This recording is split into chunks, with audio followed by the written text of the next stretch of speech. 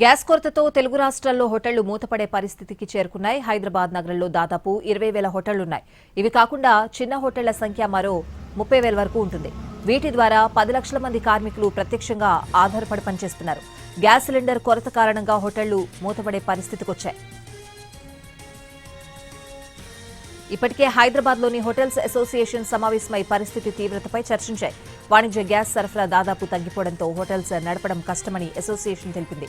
Hotels పరిశ్రమకు gas ముఖ్యమైందని, ఇప్పటికే నిల్వలు తగ్గిపోయి వంటలు చేయడం కష్టంగా మారిందంటున్నాయి. కేంద్ర రాష్ట్ర ప్రభుత్వాలు ప్రత్యామ్నాయ ఏర్పాట్లు చేయకపోతే హోటళ్లను మూసివేయాల్సి వస్తుందని చెప్తున్నారు. ఇదే పరిస్థితి కొనసాగితే రానున్న 2-3 రోజుల్లో మరింత ఆందోళనకరంగా మారే అవకాశం ఉంది. దీనివల్ల లక్షలాది మంది ఉపాధి కోల్పోయే ప్రమాదం ఉందని ఆందోళన వ్యక్తమవుతోంది.